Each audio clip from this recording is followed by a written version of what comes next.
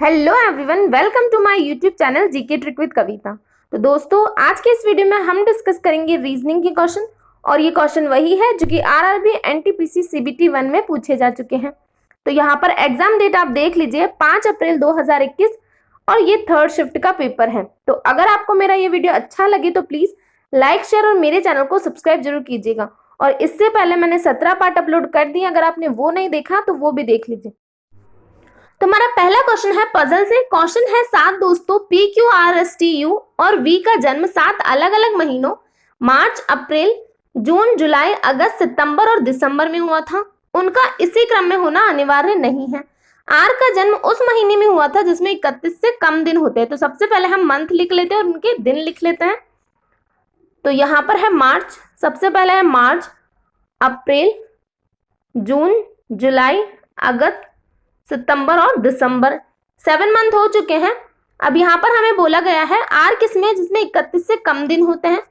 तो मार्च होता है 31 वाला, तो यहाँ पर हम राइट का साइन लगा देते हैं। जो 31 वाला मंथ है वहां पर हम राइट का टिक लगा देते हैं। अप्रैल 30 का होता है, जून 30 का होता है, जुलाई 31 का होता है, अगस्त 31 का होता है, बाकी दिसंबर 31 का होता है, सितंबर 30 का होता है। तो हमसे आर के लिए बोला गया है आर का जन्म उस महीने में हुआ था जिसमें 31 से कम दिन होते हैं, लेकिन वह अगस्त से पहले था। तो 31 से पहले कितने 30 वाले मंथ है? एक तो अप्रैल है और एक जून है, ये 2 ही मंथ है। अगस्त से पहले ये 2 ही मंथ है, 30 से कम वाले, 31 से कम वाले। तो यहाँ पर या तो आर का जन्म कहाँ होगा, या तो अप्रैल में होगा या फिर जून में होगा। तो पहला यहाँ पर लिख लेते हैं, दूसरी पॉसिबिलिटी हम जून की बना लेते हैं। 2 पॉसिबिलिटी बना सकते हैं इसकी हम। आगे बोला गया है टी के बाद केवल 3 दोस्तों का जन्म हुआ था। तो टी के बाद केवल 3 दोस्तों का जन्म हुआ था, तो यहां पर टी आ जाएगा, यहां पर टी आ जाएगा। आगे बोला है यू का जन्म वी से ठीक पहले, यहां से हम हटा लेते इसको। यू का जन्म वी से ठीक पहले लेकिन टी के बाद हुआ था। तो यू का जन्म वी से ठीक पहले हुआ था,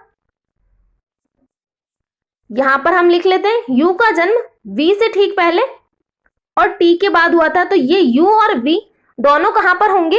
अगस्त, सितंबर, दिसंबर, इन तीनों मंथ में से ये दोनों कहीं पर भी हो सकते हैं। तो अभी हमें नहीं पता।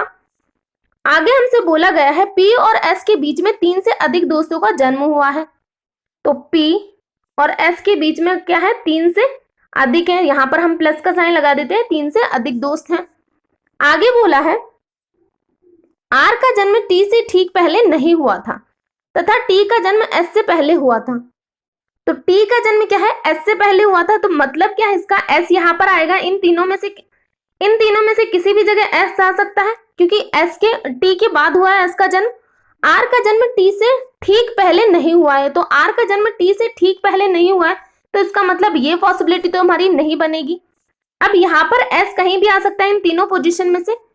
अगर हम u और v को यहां पर बना ले तो s कहां पर हो जाएगा? s दिसंबर में हो जाएगा। तो हम ये करके देख लेते हैं।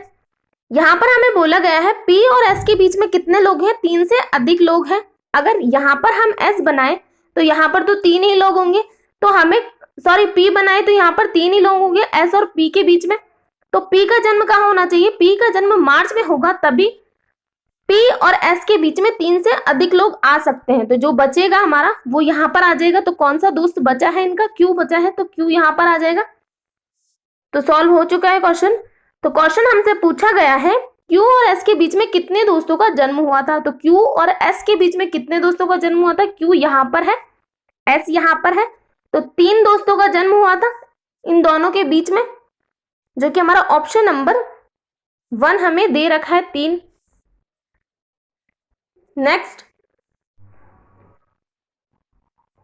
तुम्हारा अगला क्वेश्चन है प्रबंधन के 6 प्रोफेसरों O P Q R S और टी में से प्रत्येक 2 विषय पढ़ाता है, जिनमें से एक प्रमुख और एक गौण है।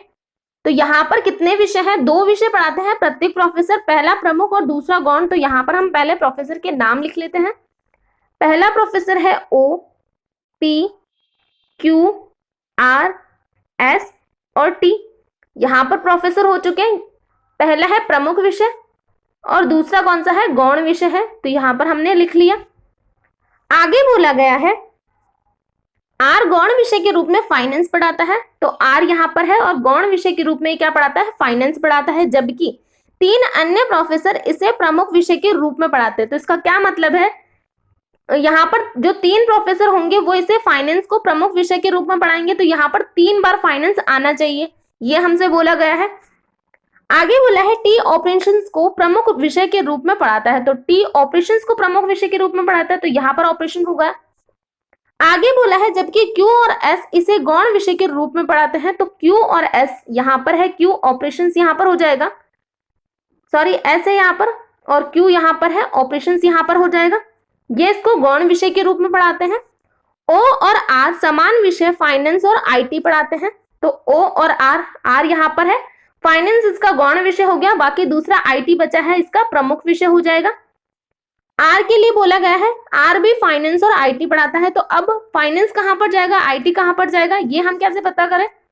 तो यहां पर हमसे बोला गया था आर गौण विषय के रूप में फाइनेंस पढ़ाता है, जबकि 3 अन्य प्रोफेसर इसे प्रमुख विषय के रूप में पढ़ाते हैं, तो फाइनेंस कहां चला जाएगा, आर में प्रमुख विषय में चला जाएगा, ओ में प्रमुख विषय में चला जाएगा फाइनेंस, और आईटी यहां पर आ जाएगा। आगे बोला है एस और टी मार्केटिंग पढ़ाते हैं, तो एस और टी मार्केटिंग पढ़ाते हैं, एस के लिए प्रमुख विषय खाली है तो यहां पर हो जाएगा मार्केटिंग, टी के लिए गौण विषय खाली है तो मार्केटिंग यहां पर हो जाएगा। केवल एक प्रोफेसर गौण विषय के रूप में स्ट्रेटेजी पढ़ाता है, तो केवल एक प्रोफेसर गौण विषय के रूप में स्ट्रेटेजी पढ़ाता है, तो कौन सा प्रोफेसर खाली है गौण विषय में, प्रोफेसर पी खाली है, तो यहां पर क्या हो जाएगा, स्ट्रेटेजी हो जाएगा। और यहां पर कितने विषय खाली, यहां पर पी क्यू दो प्रोफेसर का प्रमुख विषय खाली है, तो 2 प्रोफेसर क्या पढ़ा देंगे, फाइनेंस पढ़ाएंगे, क्योंकि हमसे यहाँ पर बोला गया था कि 3 अन्य प्रोफेसर प्रमुख विषय के रूप में क्या पढ़ाते हैं, फाइनेंस पढ़ाते हैं, तो ये तीनों प्रोफेसर आ चुके हैं यहाँ पर फाइनेंस के लिए। तो क्वेश्चन देख लेते हैं, क्वेश्चन है पी कौन सा गौण विषय पढ़ाता है, तो पी कौन सा गौण विषय पढ़ाता है, स्ट्रेटेजी पढ़ाता है, तो ऑप्शन नंबर बी हमारा करेक्ट आंसर हो जाएगा, स्ट्रेटेजी। नेक्स्ट तुम्हारा अगला क्वेश्चन है, एक विशिष्ट कूट भाषा में आर क्यू एन को 53 लिखा जाता है, डी एल पी को 36 लिखा जाता है, तो उसी कूट भाषा में एस आर एफ को किस प्रकार लिखा जाएगा। तो हमें क्या निकालना है, एस आर एफ का कोड निकालना है, तो यहाँ पर हम इन अल्फाबेट के नंबर को ऐड करके देख लेते हैं। आर होता है 18, क्यू होता है 17, एन होता है 14, तो 8 और 4 12, 12 में 7 ऐड करेंगे तो 19, 1 2 3 और 4 49, 49 में हम कितना ऐड करें कि 53 निकल के आ जाए, तो 49 में प्लस करेंगे 4।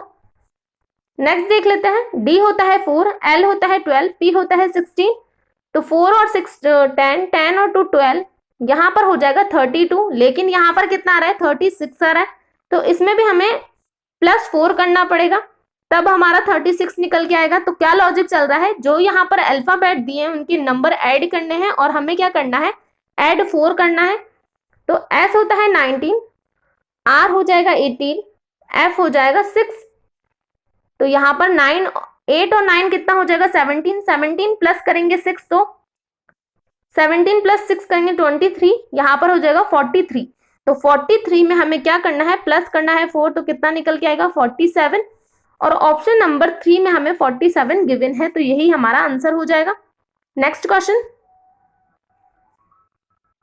तो अगला क्वेश्चन है, एक विशिष्ट कूट भाषा में अल्फाबेट को ये लिखा जाता है, तो उसी कूट भाषा में शब्द R C B G M S Q को किस प्रकार लिखा जाएगा, ये हमें बताना है। तो यहां पर हम देख लेते हैं किस लॉजिक से लिखा गया है ये, तो ए को यहाँ पर y, एल को j, p को n, तो यहाँ पर क्या चल रहा है, -2 चल रहा है यहाँ तक, तो a से y -2 होता है, l होता है 12, j 10 -2, p से n -2 है, h से f -2, a से यहाँ पर a से y -2, b से z -2, e से c -2 और t से r -2, तो सभी में क्या चल रहा है, -2 चल रहा है, तो यहाँ पर हम ये निकाल लेते हैं, इसका कोड निकाल लेते हैं, r से -2 करेंगे तो क्या निकल के आएगा,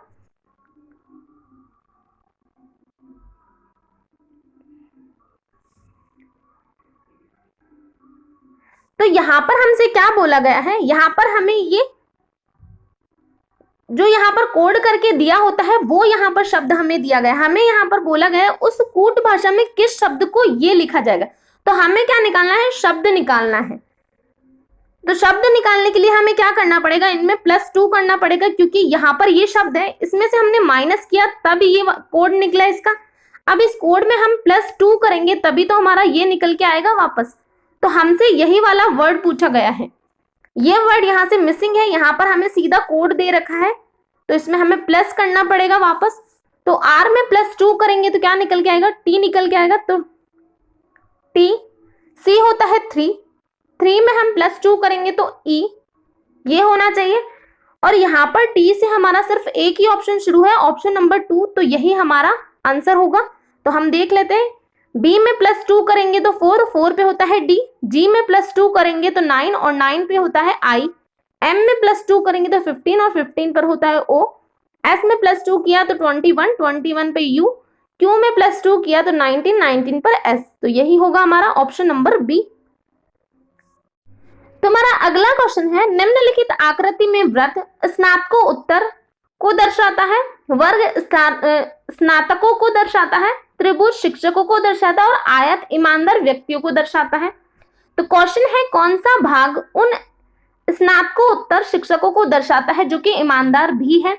तो यहाँ पर वृत्त और क्या बोला है, शिक्षक के लिए बोला है। शिक्षक के लिए क्या है, शिक्षक के लिए है त्रिभुज, और ईमानदार के लिए क्या है, ईमानदार के लिए है आयत। तो यहाँ पर इन तीनों को कॉमन पार्ट हमें चाहिए, तो इन तीनों को कॉमन पार्ट कौन सा निकल के आ रहा है, यहाँ पर वृत्त, इसमें ये त्रिभुज हो जाएगा और यहाँ पर ये आयत हो जाएगा। तो इन तीनों को कॉमन पार्ट कौन सा होगा, यहाँ पर ये वाला होगा इन तीनों को कॉमन पार्ट, जो कि क्या आ रहा है, डी आ रहा है। तो ऑप्शन नंबर हमारा 2 करेक्ट आंसर हो जाएगा, डी। नेक्स्ट क्वेश्चन, तो अगला क्वेश्चन है, यदि Q का मतलब Q का अर्थ जोड़ना, J का अर्थ गुणा, T का अर्थ घटाना और K का अर्थ भाग है तो निम्नलिखित का मान ज्ञात कीजिए। तो हमें इसका मान निकालना है। यहाँ पर हमें दिया है 18, K का मतलब क्या है, डिवाइड है, तो इसको डिवाइड करेंगे तो 3 यहाँ पर निकल के आ जाएगा 3। J का मतलब क्या है, J का अर्थ है गुणा 7, तो 7 3 जा क्या हो जाएगा 21। Q का मतलब, तो Q का मतलब है जोड़ना 5 और T का मतलब है माइनस, तो यहां पर इसको हम कर लेंगे, यहां पर बचेगा प्लस का 3, इसमें ऐड करेंगे तो 24 निकल के आएगा, जो कि ऑप्शन नंबर 4 में दिखाई दे रहा है। नेक्स्ट क्वेश्चन, तुम्हारा अगला क्वेश्चन है, दिए गए कथनों पर विचार करें और बताइए कि दी गई धारणाओं में से कौन सी कथन में निहित है। कथन है लोगों को सोशल मीडिया की लत लग रही है, तो ये हमें कथन दिया गया है, इसमें कौन सी धारणा निहित है वो हमें बताना है। तो सोशल मीडिया पर सक्रिय होना आनंददायक है, तो यहाँ पर हमें कथन में क्या बोला गया है, लोगों को सोशल मीडिया की लत लग रही है। लोगों को किसी भी चीज की लत कब लगती है, जब वो उनको करना अच्छा लगता है, आनंददायक लगता है। तो ये वाला तो बिल्कुल करेक्ट हो जाएगा कि सोशल मीडिया पर सक्रिय होना आनंददायक है, तो ऑप्शन नंबर 1 हमारा करेक्ट होगा। सेकंड बोला गया है, सोशल मीडिया का अभिगमन आसान होता जा रहा है, तो अभिगम का मतलब क्या होता है, अभिगम का मतलब होता है पहुंच, तो सोशल मीडिया की पहुंच आसान होती जा रही है, तभी तो लोगों को लत लग रही है, तो ये भी बिल्कुल करेक्ट हो जाएगा। तो धारणा 1 और 2 दोनों ही निहित है, तो ऑप्शन नंबर 1 हमारा करेक्ट आंसर होगा। तो अगला क्वेश्चन हमारा ब्लड रिलेशन से है। क्वेश्चन है, एक तस्वीर की ओर इशारा करते हुए सुमित ने कहा, तस्वीर में मौजूद आदमी मेरी सास का ससुर है। तस्वीर में मौजूद आदमी का सुमित की पत्नी से क्या संबंध है। तो क्या बोला गया, एक तस्वीर की ओर इशारा करते हुए सुमित ने कहा है कि तस्वीर में मौजूद आदमी मेरी सास का ससुर है, तो इसकी सास कौन होगी, इसकी पत्नी की माँ, इसकी सास हो जाएगी, उसका ससुर है, तो इसका ससुर कौन होगा, इसके पति का पिता हो जाएगा इसका ससुर। तो तस्वीर में मौजूद आदमी का सुमित की पत्नी से क्या संबंध है, तस्वीर में मौजूद आदमी ये है और सुमित की पत्नी यहाँ पर है, तो ये क्या हो जाएगा, इनका सुमित की पत्नी का ये कौन होगा, दादा होगा, तो ऑप्शन नंबर 4 हमारा करेक्ट आंसर हो जाएगा, दादा। नेक्स्ट, तो अगला क्वेश्चन है, निम्नलिखित शब्दों को एक सार्थक अनुक्रम में व्यवस्थित करें। तो इनका हमें सार्थक अनुक्रम बनाना है, तो हमें दिया गया है चयन, अभ्यास, ऑडिशन, मंच प्रदर्शन, पूर्वाभ्यास। तो क्या होगा, सबसे पहले क्या होता है, सबसे पहले ऑडिशन होता है, फिर उसके बाद में क्या होता है, उसके बाद में चयन होता है, पहले ऑडिशन होगा, उसके बाद में चयन होगा, उसके बाद में क्या किया जाता है, उसके बाद में अभ्यास किया जाता है, फिर यहाँ पर बचा है मंच प्रदर्शन और पूर्वाभ्यास। तो सबसे पहले क्या होगा, इनमें से दोनों में से पूर्वाभ्यास ही होगा, उसके बाद में क्या होगा, लास्ट में मंच प्रदर्शन हो जाएगा। तो ये बनेगा इनका सही अनुक्रम। तो ऑप्शन नंबर हमें 3 में दे रखा है ये। नेक्स्ट, तो अगला क्वेश्चन है, उस वेन आरेख का चयन करें जो दिए गए वर्गों के बीच के संबंध को सर्वोत्तम ढंग से निरूपित करता है। तो हमें दे रखा है सब्जियां, गाजर, खाद्य सामग्री। तो गाजर किस में चली जाएगी, गाजर चली जाएगी सब्जी में, और सब्जियां किस में चली जाएगी, खाद्य सामग्री में। तो ये इस तरह का बनेगा डायग्राम, जो कि हमें ऑप्शन नंबर डी में दे रखा है।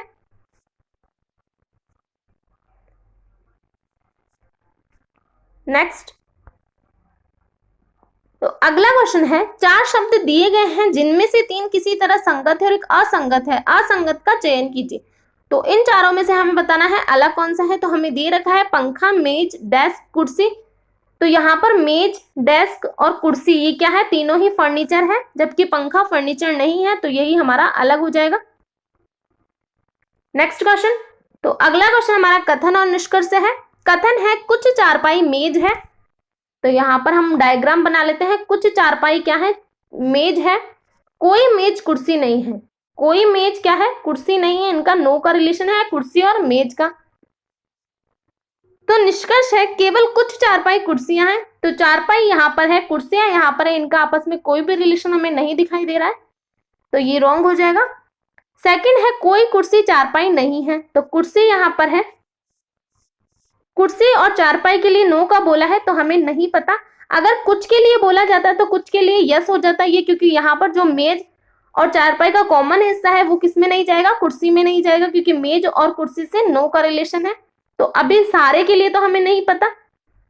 कोई चारपाई कुर्सी नहीं है, तो जो ऊपर पूछा गया है वही नीचे पूछा गया है, बस कुर्सी पहले और चारपाई बाद में कर दी गई ऊपर। तो यहाँ पर इसका भी हमें नहीं पता, तो ये तीनों ही क्या हो जाएंगे, रॉन्ग हो जाएंगे। तो इसका क्या होगा, कोई भी निष्कर्ष पालन नहीं करता है, option number second. Next question, तो अगला क्वेश्चन है, दिए गए रेखा चित्र में त्रिभुज लाल को निरूपित करता है। त्रिभुज किसको निरूपित करता है, रेड कलर को। वृत्त गुलाबों को निरूपित करता है, वृत्त गुलाबों को, और आयत कांटों को निरूपित करता है। तो आयत किसको निरूपित करता है, कांटों को। क्वेश्चन है, कितने लाल गुलाबों में कांटे नहीं है। तो कितने लाल गुलाबों में कांटे नहीं है, ये हमसे पूछा गया है। तो हमसे क्या पूछा गया है, नहीं किसके लिए बोला गया है, कांटे के लिए नहीं बोला गया है। तो कौन सा पार्ट नहीं आना चाहिए, कांटों वाला पार्ट नहीं आना चाहिए। तो कांटे किस में है, कांटे आयत में है, तो ये वाला पार्ट तो नहीं आना चाहिए, इसके लिए नो बोल दिया गया। और इन दोनों का कॉमन पार्ट आना चाहिए। तो इन दोनों का कॉमन पार्ट कौन सा है, यहाँ पर ये है इन दोनों का common part 18। Option number second हमारा करेक्ट आंसर हो जाएगा। नेक्स्ट,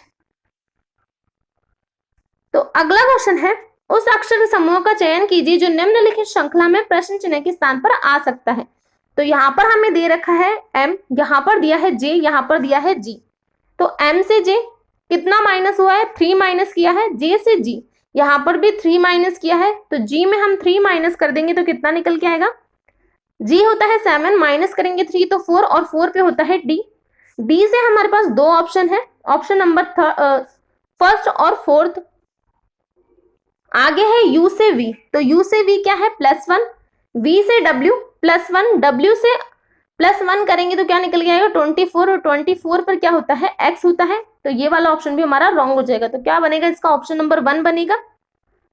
आर से ओ, तो आर होता है 18, ओ होता है 15, यहाँ पर फिर से -3 चल रहा है। ओ होता है 15, एल होता है 12, -3, 12 में से -3 करेंगे तो 9, और 9 फिर हो जाएगा आई। वी से डब्ल्यू +1, डब्ल्यू से एक्स +1, एक्स से वाई हो जाएगा +1 करेंगे तो ऑप्शन नंबर 1। नेक्स्ट, तुम्हारा अगला क्वेश्चन है, यदि ग्रेटर देन का अर्थ प्लस है और लेस देन का अर्थ माइनस है, प्लस का अर्थ डिवाइड है, और इसका मतलब क्या है, मल्टीप्लाई, और माइनस का अर्थ इक्वल है, तो निम्नलिखित समीकरणों में से कौन सा सही है। तो हमें बताना है कौन सा समीकरण सही है। तो हम सबसे पहला ऑप्शन चेक कर लेते हैं। 7 माइनस हो जाएगा 18 प्लस का मतलब डिवाइड बाय 2, तो सबसे पहले इसको डिवाइड कर लेते हैं। तो यहाँ पर 9 हो जाएगा, तो 7 माइनस 9, इसका मतलब है मल्टीप्लाई 12, इसका मतलब हो जाएगा प्लस 3, माइनस का मतलब क्या होगा, माइनस का मतलब होगा इक्वल टू, और यहाँ पर हो जाएगा -100। तो यहाँ पर कितना निकल के आया, माइनस का 98 निकल के आया। तो इस तरफ भी ये कितना, तो अब हम चेक कर लेते हैं क्या इस वाली इक्वेशन से हमारा -98 निकल रहा है। अगर निकल रहा है तो हमारा यही ऑप्शन करेक्ट हो जाएगा। तो यहाँ पर इसको मल्टीप्लाई करेंगे 9 को 12 से, तो कितना निकल के आएगा, 108 निकल के आएगा। ये माइनस का हो जाएगा, तो यहाँ पर प्लस के 3 बचे और प्लस का 7 बचा, तो इनको ऐड कर लेंगे तो कितना हो जाएगा, 10 हो जाएगा। तो प्लस के 10 इसमें से लेस करेंगे तो यहाँ पर हमारे पास क्या निकल के आएगा, माइनस का 98 निकल के आएगा। तो इस तरफ भी हमारा माइनस का 98 आ रहा है और इस तरफ भी हमारा माइनस का 98 आ रहा है। तो पहला ही ऑप्शन हमारा करेक्ट हो जाएगा। Next question. तो अगला क्वेश्चन फिर से कोडिंग डिकोडिंग का है। तो ये क्वेश्चन आपके होमवर्क का क्वेश्चन है, इसका जवाब आपको कमेंट बॉक्स में देना है। तो इससे पहले 2 क्वेश्चन कोडिंग डिकोडिंग के हो चुके हैं। तो हमारा अगला क्वेश्चन है कथन और निर्णय से। क्वेश्चन है दिए गए कथन और निर्णयों को ध्यानपूर्वक पढ़ें और बताइए कि इनमें से कौन से निर्णय तार्किक रूप से कथन का पालन करते हैं। तो कथन हमें दिया गया है, विद्यार्थी उच्च शिक्षा के लिए उपयुक्त पाठ्यक्रम या स्ट्रीम के बारे में भ्रमित है। तो निर्णय क्या हो सकता है इसका, पहला निर्णय है उनकी पसंद के बारे में निर्णय लेते समय उनकी रुचियों, योग्यता और क्षमताओं का ध्यान रखें। तो यहाँ पर हमसे यही बोला गया है कि क्या है, यहाँ पर पाठ्यक्रम चुनने के लिए वो क्या है, भ्रमित है। तो उनकी रुचियों को ध्यान में रखकर अगर उनका पाठ्यक्रम चुना जाएगा तो भ्रमित नहीं होंगे, तो ये वाला करेक्ट हो जाएगा। सेकंड है किसी शिक्षा एवं कैरियर परामर्शदाता से मार्गदर्शन ले। तो ये भी बिल्कुल करेक्ट हो जाएगा, जिनका काम यही है उनसे ये सलाह लेनी चाहिए। तो ये वाला भी हमारा बिल्कुल करेक्ट हो जाएगा। तो क्या होगा इसका, निर्णय 1 और 2 दोनों ही पालन करते हैं। Next question. तो अगला क्वेश्चन है, राफ्टिंग का पानी से वही संबंध है जो स्कीइंग का डैश से है। तो राफ्टिंग किसमें होती है, पानी में होती है। तो स्कीइंग का क्या मतलब होता है, बर्फ पर फिसलना। तो ऑप्शन नंबर 1 हमारा करेक्ट आंसर हो जाएगा, बर्फ। Next question. क्वेश्चन है उस संख्या का चयन करें जो निम्नलिखित श्रेणी में प्रश्न चिन्ह के स्थान पर आ सकती है। तो क्वेश्चन मार्क की जगह हमें बताना है क्या आएगा। तो यहाँ पर हमें ये डबल दिख रहा है, इसका ये भी डबल से कुछ ज्यादा दिख रहा है। तो डबल से थोड़ा सा ज्यादा है ये, तो हम देख लेते हैं क्या लॉजिक चल रहा है। अगर हम 13 को मल्टीप्लाई करें 2 से तो कितना हो जाएगा, 26। 26 में कितना ऐड करें, यहाँ पर 2 ऐड करेंगे तो 28 निकल के आएगा। 28 को मल्टीप्लाई करें 2 से तो कितना निकल के आएगा, यहाँ पर निकल के आएगा 56। 56 में कितना ऐड करेंगे हम, +3 करेंगे। यहाँ पर हमने +2 किया, यहाँ पर +3 किया, तो नेक्स्ट +4 होना चाहिए। तो यहाँ पर हम 59 को मल्टीप्लाई करेंगे 2 से तो कितना निकल के आएगा, यहाँ पर हमारे पास निकल के आएगा ये 118। इसमें कितना प्लस करेंगे, 4 प्लस करेंगे, तो ये बिल्कुल करेक्ट हो रहा है। यहाँ पर मल्टीप्लाई 2 करना है, प्लस यहाँ पर 2 था, 3 था, यहाँ पर 4 है, तो यहाँ पर +1 होना चाहिए। तो यहाँ पर +1 किया गया है इसमें, तो 13 में से हम वापस -1 करेंगे क्योंकि यहाँ पर प्लस करके ये 13 लिखा गया है। तो इसमें से हमें वापस माइनस करना पड़ेगा 1, तो यहाँ पर 12 निकल के आएगा। और ये मल्टीप्लाई 2 किया गया है तो इसको वापस से डिवाइड बाय 2 करेंगे तो कितना निकल के आ जाएगा, यहाँ पर निकल के आ जाएगा 6। तो 6 यहाँ पर होगा, जो कि ऑप्शन नंबर 1 में हमें दे रखा है। Next question. तो अगला क्वेश्चन है, आरे का लकड़ी से वही संबंध है जो चाकू का डैश से है। तो आरे रिलेटेड है लकड़ी से, तो चाकू किससे रिलेटेड होगा, चाकू का रिलेशन होगा कपड़े, स्टील, सब्जी या फिर कटर से। तो सब्जी से होगा, ऑप्शन नंबर 3 हमारा करेक्ट आंसर हो जाएगा। नेक्स्ट। तो अगला क्वेश्चन है, उस अक्षर युग्म का चयन करिए जो निम्नलिखित श्रृंखला में प्रश्न चिन्ह के स्थान पर आ सकता है।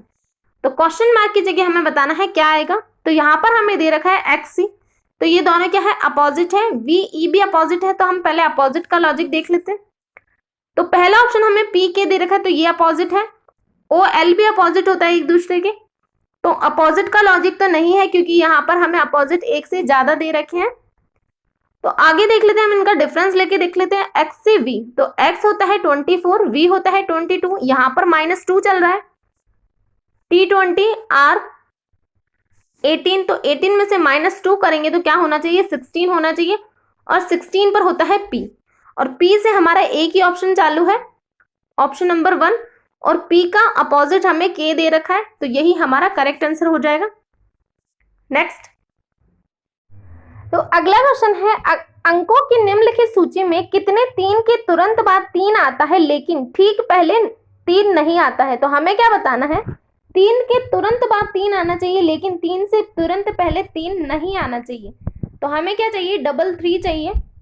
तो यहाँ पर हम देख लेते हैं, यहाँ पर हमें दे रखा है 3, तो एक ये हो गया। यहाँ पर हमें दे रखा है 333 दे रखा है, तो यहाँ पर जो 2 आगे हैं उनमें तो नहीं है 3 के आगे 3, 3 के पीछे 3 है लेकिन 3 के आगे 3 नहीं है, तो ये 2 तो हम ले सकते हैं। पीछे वाले 3 में ये 3 के आगे 3 हो जाएगा और 3 के पीछे भी 3 हो जाएगा, तो यहाँ से एक पेयर यहाँ से हमें मिला, एक पेयर यहाँ से मिला, एक पेयर यहाँ से हो जाएगा। यहाँ पर हमें 4 टाइम दे रखा है 3, तो यहाँ पर इन 2 को हम ले सकते हैं। इन 2 में 3 के पहले 2 हो जाएगा और 3 के बाद में 3 हो जाएगा, तो ये एक पेयर यहाँ से बन जाएगा, तो 3 पेयर बनेंगे ऐसे। ऑप्शन नंबर 4 हमारा करेक्ट आंसर हो जाएगा 3। नेक्स्ट क्वेश्चन, तो अगला क्वेश्चन है कथन और निष्कर्ष से। कथन है सभी बकरियां गाय हैं, तो सभी बकरियां क्या है, सभी बकरियां गाय है। सभी गाय भेड़ है, तो सभी गाय भेड़ है। निष्कर्ष है सभी भेड़ बकरियां हैं, क्या सभी भेड़ बकरियां हैं। भेड़ का ये वाला पार्ट बकरियों में जा रहा है, नहीं जा रहा है, तो ये वाला हमारा रॉन्ग हो जाएगा। सेकंड है सभी बकरियां भेड़ है, तो सभी बकरियां यहाँ पर है और भेड़ यहाँ पर है, तो सारी बकरियां किसके अंदर है, भेड़ के अंदर है, तो ये वाला हमारा करेक्ट हो जाएगा। तो इसका क्या बनेगा, केवल निष्कर्ष सेकंड पालन करता है, तो ऑप्शन नंबर 1। नेक्स्ट क्वेश्चन, तो अगला क्वेश्चन है 4 शब्द दिए गए हैं जिनमें से 3 किसी तरह संगत है और एक असंगत है, असंगत का चयन कीजिए। तो हमें यहाँ पर दे रखा है दुख, विचार, भय, क्रोध, तो इन चारों में से अलग कौन सा होगा, तो इन चारों में से अलग ही हो जाएगा विचार, बाकी दुख, भय, क्रोध ये एक दूसरे से रिलेटेड है सभी। ऑप्शन नंबर 2 हमारा करेक्ट हो जाएगा। तो अगला क्वेश्चन है उस संख्या का चयन करें जो निम्नलिखित श्रेणी में प्रश्न चिन्ह के स्थान पर आ सकता है। तो यहाँ पर हम डिफरेंस लेके देख लेते हैं। तो 9 से 11 कितने का डिफरेंस है, +2 का। 11 से 14 +3, 14 से 18 +4, तो नेक्स्ट क्या होगा, नेक्स्ट होगा +5 का। तो 18 में हम +5 करेंगे तो कितना निकल के आएगा, 23, और ऑप्शन नंबर 2 में हमें दे रखा है 23। नेक्स्ट क्वेश्चन, तो आज का लास्ट क्वेश्चन है 4 शब्द दिए गए हैं जिनमें से 3 किसी तरह संगत है और एक असंगत है, असंगत का चयन कीजिए। तो हमें यहाँ पर दे रखा है टांग, आंखें, नाक, जीभ, तो इन चारों में से अलग कौन सा होगा, आंखें, नाक और जीभ ये कहाँ पर है, ये सारे ही अंग मुंह के हैं लेकिन टांग नीचे की तरफ है, तो यही हमारा अलग हो जाएगा, ऑप्शन नंबर 1। तो आज के लिए इतना ही, थैंक यू।